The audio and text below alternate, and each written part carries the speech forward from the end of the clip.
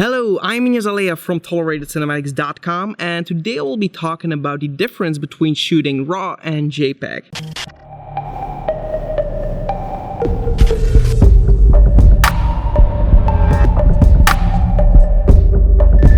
If you want to know all the technical details, this video isn't really for you. This video is specifically designed for people that just want to get a better understanding about shooting JPEG or RAW and what the difference really are.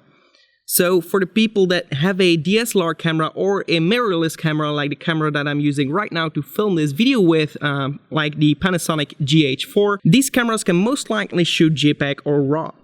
So let's start with JPEG. If you are shooting JPEG, you're going to need less storage on your camera and you have to do all these settings up front. So if you want to shoot a photograph, you have to do all the settings on your camera. Choose the picture profile that you want to use, the saturation you want your photo to be, the sharpness you want the photo to be, the contrast, and choose all these things up front, the white balance for example as well, and then take your photo and then you have your final image immediately. So your camera will process that image and you will have your final output, and which will be a JPEG image. So you can use that to upload it on Facebook, use it, print it, and you just have your final image. You don't have to tweak anything to it. If you want to, you can still tweak a little bit of things, but you can't really go into detail.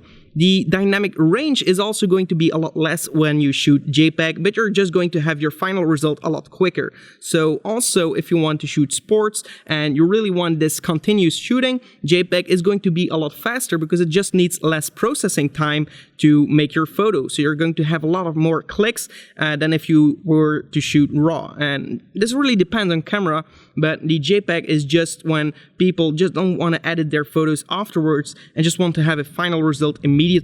But if you want the perfect image with the best dynamic range possible, it's a lot better to shoot in RAW. The dynamic range, for example, if you shoot a photo from a sky, well, it's like very cloudy, but the sun is still coming through, so you have a lot of clouds, it's kind of white, but you still have a lot of details in the clouds, and you're shooting it against some rocks on the foreground, which are very dark and have the shadows because the sun is actually behind them. If you're going to shoot that in JPEG and you focus on the clouds because you really want to see these clouds, the rocks are going to be very underexposed and therefore are going to appear black. But if you want to focus on these rocks and focus these, the sky would be overexposed and it would be white. And if you have this as a JPEG image and you want to edit that afterwards, you're not going to get the detail back. Then RAW, on the other hand, it contains a lot more information in your image.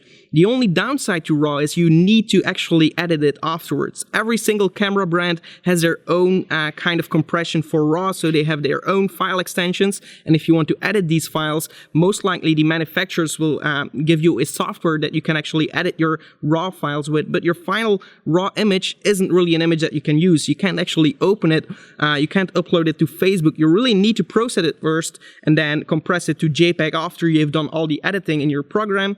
Like for example, I prefer to use Lightroom, which is actually a third-party program. Also Photoshop has Camera Raw, which is also great, and I prefer to work with Lightroom because it really just has a lot of possibilities to use. But if you would bring that RAW image in Lightroom, edit it, you can really bring a lot more detail in your image. You will get more dynamic range because your image is going to be a lot larger. It's going to contain all the uncompressed data from your camera.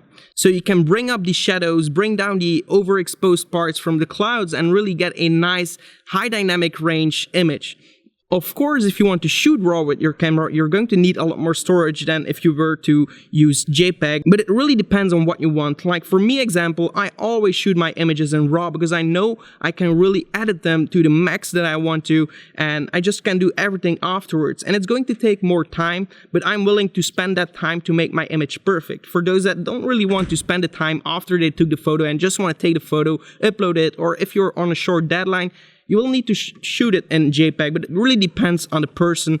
But if you were to use RAW, I will definitely make tutorials on how to edit them afterwards with Lightroom and Photoshop, so I will go through all these settings if you want to. Like if you have seen my vlog, in my vlog you can see that I took some pictures of locations and I'm actually filming the locations. You can see that the final images look a lot different than the actual locations, so the clouds it's all edited and all really has a lot more detail, and it's actually just a personal preference of what I wanted to do, but that's just a creative choice. So that's basically the difference between shooting JPEG and RAW. So if you have a camera that can shoot RAW, I would definitely encourage you to test it out and really just compare the two images between JPEG that you have been doing all the settings up front and then the RAW version. If you shoot RAW, you're going to notice that your final image is also not as clear as your JPEG photo. So it's very flat, it doesn't have a lot of sharpness, it has a lot of dynamic range that you can still bring back, but the final result of a RAW image isn't going to look great, so you will definitely need to edit that.